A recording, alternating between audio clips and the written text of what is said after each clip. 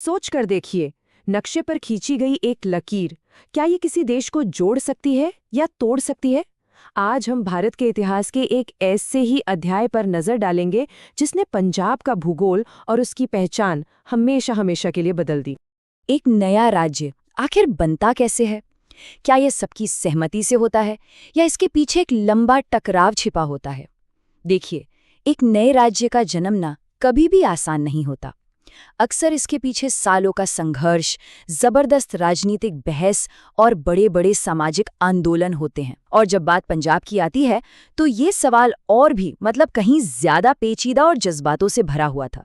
1966 1966 ये सिर्फ एक साल नहीं था। ये भारतीय इतिहास का वो मोड़ था जिसने न सिर्फ एक राज्य बल्कि कह सकते हैं कि पूरे देश की सियासत और समाज पर एक ऐसी छाप छोड़ी जो आज तक दिखती है।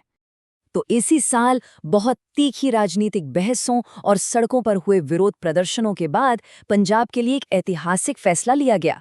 हाँ, वही फैसला जिसने वहां के नक्शे पर एक ऐसी लकीर खींच दी जो मिटाए नहीं मिट सकती। और ये फैसला जानते हैं, बिल्कुल एक सिक्के के दो पहलुओं जैसा था। एक तरफ लोगों के लिए ये सालों के संघर्ष की एक जबरदस्त जीत थी, अपनी भाषा, अपनी सांस्कृतिक पहचान के लिए। लेकिन दूसरी तरफ कुछ लोगों के लिए ये एक बहुत ही खतरनाक मिसाल थी। उन्हें लगा कि ये देश के भविष्य के लिए कोई अच्छा संकेत नहीं है। तो सवाल ये है कि आखिर इस बंटवारे की असली वजह थी क्या? ये मांग आई कहाँ से? इसकी जड़ें असल में काफी गहरी थीं। ये जुड़ी थीं दशकों पुरानी पंजाबी सूबा की मांग से।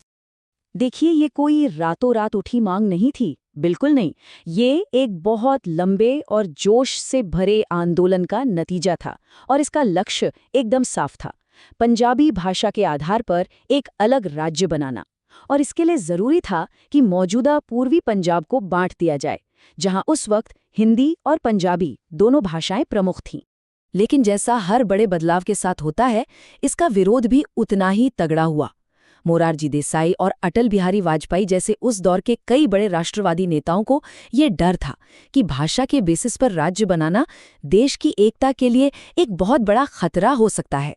खासतौर पे मोरारजी देसाई ने इस डर को बिल्कुल साफ शब्दों में रखा। उनका कहना था कि अगर ये मांग मान ली गई ना, तो ये एक पैंडोरा बॉक्स खोलने जैसा होगा, जिससे भारत का बाल्कनीकरण हो सकता है। मतलब देश भाषा और समुदाय के आधार पर छोटे छोटे कमजोर टुकड़ों में टूट सकता है। तो इस विरोध के समझिए दो बड़े चेहरे थे। एक तरफ थे कांग्रेस के अंदर मोरारजी देसाई, जिनको डर था कि अगर एक बार पंजाब बन गया तो बस पूरे देश में ऐसी मांगों की एक लंबी लाइन लग जाएगी जो कभी खत्म नहीं होगी। और दूसरी तरफ जनसंघ के अटल बिहारी वाजपेयी थे। उनका तर्क अलग था। उन्हें लगता था कि ये भाषा की आड़ में असल में एक 6 स्टेट बनाने की कोशिश है, और इसके जवाब में उन्होंने एक विशाल महापंजाब का प्रस्ताव रखा था, जिसमें हिंदी और पंजाबी दोनों इलाके शामिल रहते। तो इतने जबरदस्त विरोध और लंबी बहस के बाद आखिरकार उस वक्त की प्रधानमंत्री इंदिरा गांधी, उनकी सरकार ने एक बीच का रास्ता निकाला। फैसला ये हुआ कि पूर्वी पंजाब को एक नहीं बल्कि 3 हिस्सों में बांटा जाएगा। और जानते हैं, ये सब हुआ 1966 में, और बहुत बहुत तेजी से हुआ। मार्च में कांग्रेस ने प्रस्ताव पास किया, अप्रैल में सरकार ने इसे संसद में मंजूरी दे दी, सितंबर तक कानून भी बन गया और 1 नवंबर को नए राज्य हकीकत बन गए। सोचिए, सिर्फ कुछ ही महीनों के अंदर हिंदुस्तान का नक्शा बदल चुका था। तो ये बंटवारा हुआ कैसे? चलिए देखते हैं। जो ओरिजिनल पूर्वी पंजाब राज्य था, उसे 3 हिस्सों में तोड़ा गया। जिन इलाकों में ज्यादातर लोग पंजाबी बोलते थे, वो बन गया नया पंजाब राज्य। जो हिंदी भाषी इलाके थे, उनसे बना एक नया राज्य हरियाणा, और जो पहाड़ी क्षेत्र थे, उन्हें हिमाचल प्रदेश में जोड़ दिया गया। लेकिन कहानी यहाँ खत्म नहीं हुई। एक बहुत बड़ा और बहुत उलझा हुआ सवाल अभी भी बाकी था।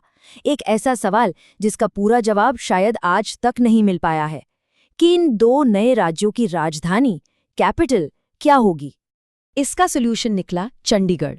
इसे एक यूनियन टेरिटरी यानी केंद्र शासित प्रदेश बना दिया गया।